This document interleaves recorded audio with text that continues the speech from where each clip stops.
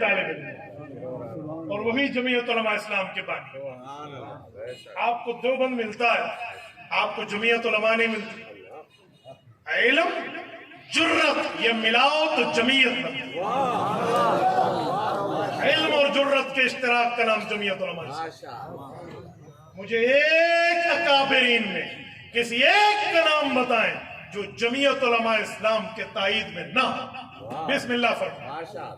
میں گھڑی تحفہ دینے کے لیے تیار ہوں. بسم اللہ. کسی اکابرین علماء دیوبند میں مجھے دکھائیں جو جمعیت علماء اسلام کا مخالف ہے.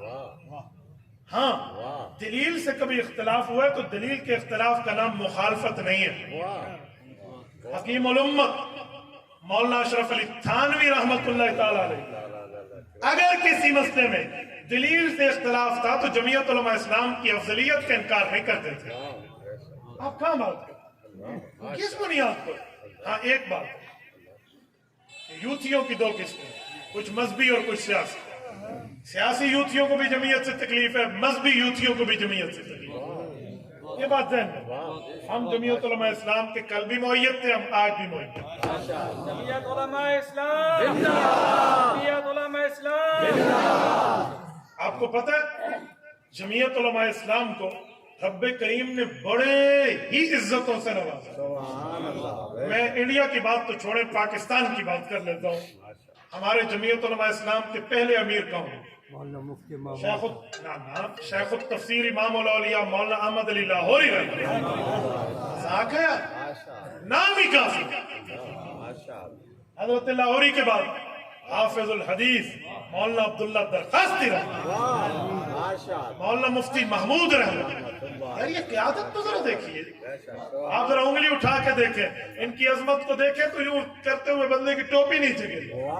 اتنی بلندی رب نے عطا فرمائی.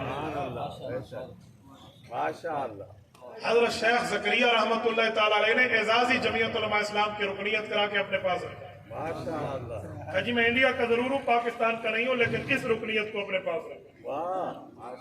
حضرت مولانا عبداللہ صاحب رحمت اللہ علیہ بکھر والے, جامعہ قادریہ والے, وفات کے وقت حضرت مولانا غلام فرید صاحب کو فرمایا کہ جمعیت کا پرچم اور رکنیت میرے سینے پہ رکھ کر میری قبر میں مجھے جان جانے آفری کے حوالے. کیوں؟ وہ جانتے تھے کہ ان کا پرچم کیا ہے. اس کو جو پرچم نبوی کہا جاتا ہے, پتہ ہے کیوں؟ رسالت مآب علیہ السلام کے دو پرچم ہیں, ایک رایا ہے, ایک لوا ہے. لوا چھوٹے پرچم کو کہتے ہیں, رایا بڑے پرچم کو, رایا چھوٹے پرچم کہتے ہیں, لوا بڑے پرچم کہتے ہیں. جو رایا ہے کان رسول اللہ رایا المربع, اور جو لوا ہے اس کا ایک ہی رنگ ہے, وہ سفید ہے. اور یہ مربع کالی پٹی اور سفید پٹی والا ہے. جمعیت علماء نے دونوں پرچم لیے. بڑا پرچم بڑی جمعیت علماء اسلام, کالا اور سفید رنگ والا. چھوٹا پرچم چھوٹی جمعیت طلبہ اسلام. دونوں پرچم. کس بنیاد پہ آپ کہتے ہیں؟ میں بعضوں کا حیران ہوں. اگر اللہ نے علم کے ساتھ عقل اور جرت بھی دی ہے نا, جمعیت علماء اسلام سے آپ ہٹ نہیں سکتے. باقی جتنی ہماری اہل حق کی جماعتیں ہیں ان سب نے جمعیت علماء اسلام کے پرچم کو اپنے پرچم کا حصہ بنایا ہے یا نہیں؟ مجلس ارار اسلام سے لے کر آخر تک آپ دیکھتے آئیے, جمعیت علماء اسلام کے پرچم کو اپنے پرچم میں حصہ بنایا ہے. وہ ان کے اکابرین کی عظمت کو سلام پیش کرے. اور ایک بات اور بھی, جمعیت علماء نے ہر دور میں علماء اسلام کی اور عوام اسلام کی, اسلامیان پاکستان کی عظمت اور پگڑی کی لاج رکھی.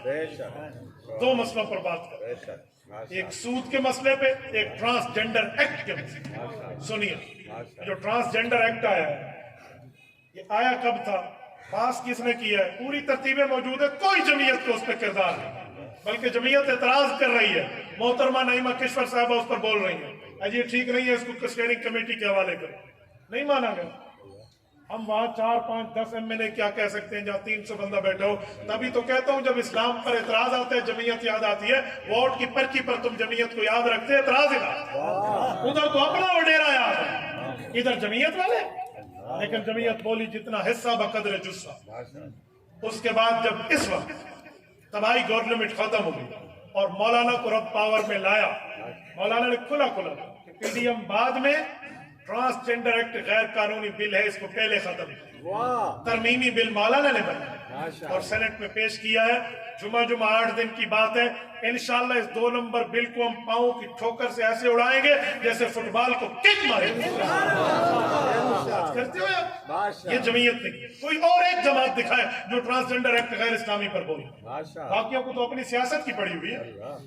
जब हम होते थे मार्च में, महंगाई मार्च में, लोग कहते थे ओ महंगाई मार्च कर रहे हो, ये जो अब कर रहे हैं ये इमाम काबा की सीट लेने के लिए कर रहे हैं। इनसे कोई नहीं पूछता। हमें कहते थे कुर्सी का चक्कर है, तो आपको मेज का चक्कर है।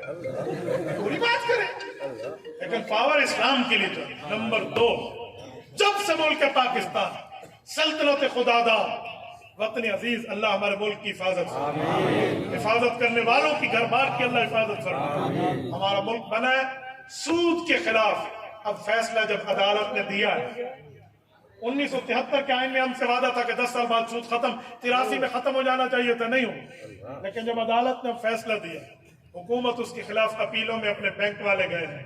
मौलाना ने शेखुल इस्लाम मुफ्ती तकी उस्मानी दामत बरकातुम की मुलाकात मौलाना फजल रहमान ने शहबाज शरीफ वज़ीर आज़म से कराई। उन्होंने खुला कहा कि सूद हमें कबूल नहीं है। जब अदालत कह चुकी है उसके बाद आप रिव्यू पिटीशन में गए, ये हमें कबूल नहीं।